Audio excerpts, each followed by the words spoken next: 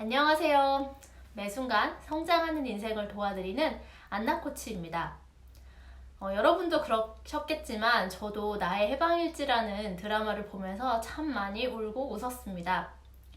연미정이 구씨에게 나를 추앙해요 라고 말을 했을 때는 처음으로 사람이 사랑에게 추앙해 달라는 말을 들어서 그런지 몰라도 엄청 오글거리고 그리고 거부감마저 들었습니다. 그래서 추앙이라는 사전적 의미를 좀 찾아보니까 높이 받들어 우러러 본다는 의미더라고요.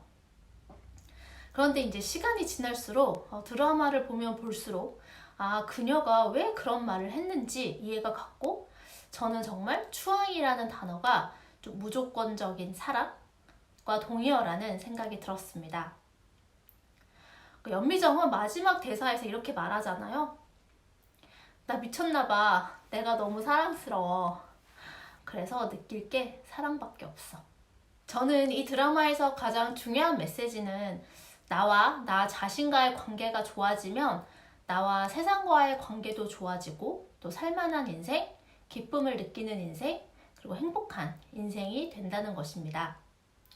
그렇게 내 인생을 만들기 위해 가장 근본적이고 근원적인 것은 바로 나를 사랑하는 것입니다.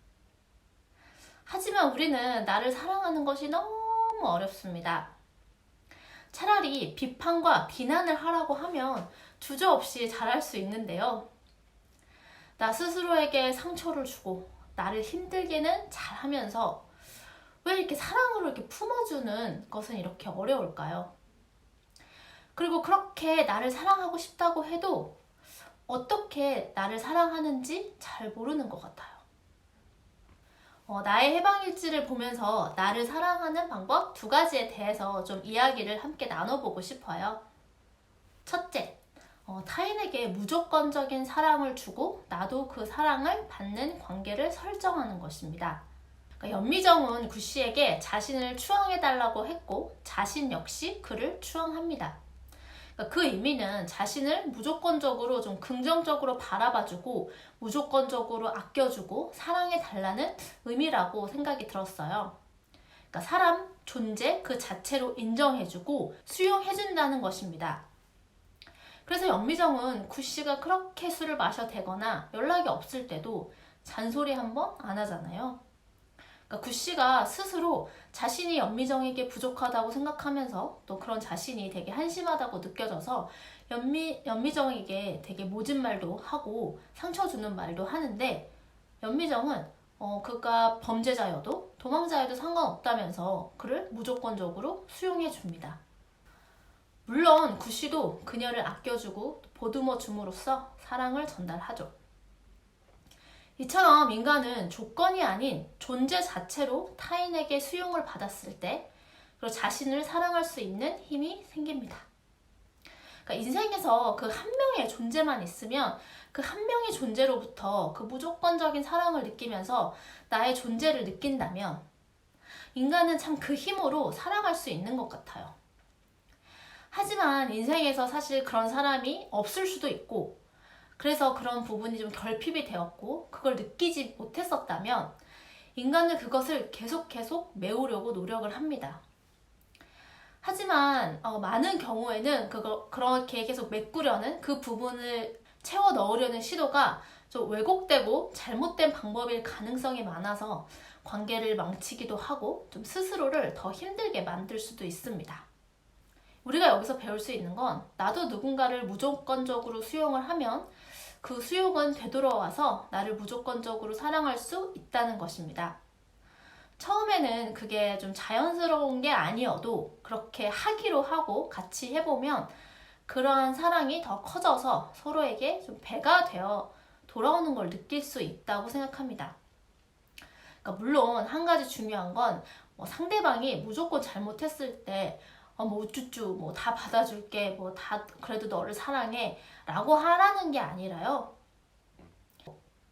그 사람의 아픔을 판단하거나 비판하지 않고 좀 그대로 수용을 해주고 거기 있어주고 그 사람이 좀 모진 말을 한다면 그 부분에 대한 나의 불편한 감정을 그 사랑이 바탕으로 말을 하고 그래도 나는 너를 사랑해 라고 좀 느끼게 해주는 것입니다. 현실 세계에서 이것이 과연 가능할까라는 의심이 들 수도 있는데요. 가능한 관계를 생각해 봤을 때 부모 자식 간의 관계가 될 수도 있고 부부 관계, 여친, 남친 관계 정도가 아닐까라는 생각이 들었습니다. 뭐 다른 관계에서도 뭐 가능은 할 수 있겠죠. 그러니까 한 예로 저는 우리 아이에게 이런 무조건적인 사랑을 주려고 노력하는데요. 우리 아이가 이제 정말 그 4살인데요. 정말 너무너무 귀엽고 사랑스럽습니다. 우리 아이가 뭘 잘하거나 뭘 예쁘게 행동할 때는 뭐 말할 것도 없고 떼쓰거나 울거나 할 때도 뭐 단호하게 훈육은 하지만 그 이후에는 좀 제대로 된 행동을 알려주고 안아주고 사랑한다고 이야기해줍니다.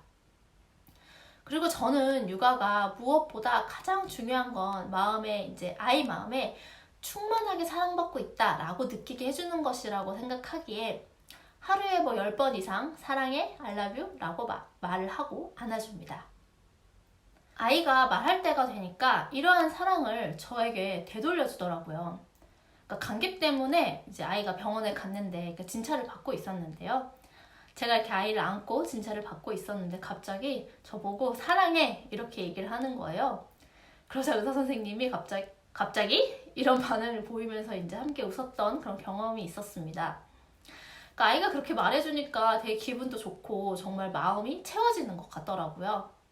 그러니까 사실 저도 나를 스스로 사랑하는 것은 노력해 봤는데 생각보다 어려운 것 같아요.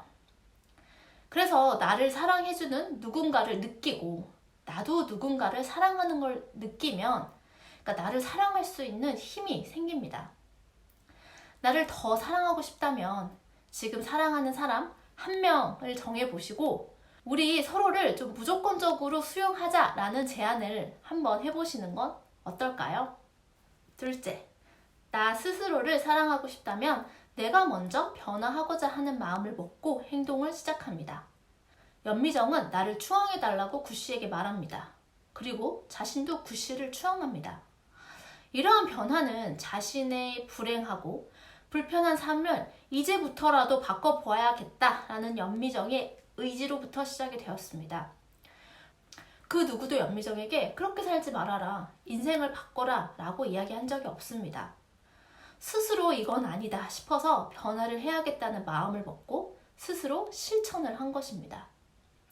만약 연미정이 그런 생각을 스스로 하지 않았고 진짜 타인을 무조건적 수용하는 실천을 하지 않았다면 바뀌기 힘들었을 것 같아요. 그래서 드라마에서 참 주는 메시지가 내 삶을 바꾸고 나의 삶을 행복하게 만드는 주체는 바로 나라는 메시지를 전달합니다. 그 누구도 내 삶을 변화할 수 없어요. 오직 나만이 그것을 가능하게 합니다. 그리고 중간중간에 구씨가 진짜 리를 맞게 굴어도 자신이 진짜 결심한 일을 뚝심 있게 밀고 나갑니다. 상대가 그러하든 말든 내가 변화하고자 결정했던 부분을 계속해서 실행합니다. 나를 변화해야겠다는 인식, 그에 대한 계획과 실천 중 장애물이 있어도 그것을 돌파하는 인내심과 끈기를 발휘합니다. 연미정은 그래서 결국 자신을 사랑하게 됩니다. 저는 여기서 2가지를 여러분께 여쭤보고 싶어요. 나는 내 인생에서 무엇을 변화하고 싶은가요? 그것을 위해 나는 무엇을 하면 좋을까요? 내가 나를 수용하니까 남들도 더 큰 마음으로 수용이 가능하게 됩니다. 내가 나를 아껴주니까 남들을 더 아끼게 됩니다. 내가 나를 사랑하게 되면 내 마음이 사랑으로 채워지고 남들도 사랑하게 됩니다. 나와 내 자신이 사랑하는 관계, 우리 함께 만들어 갈까요?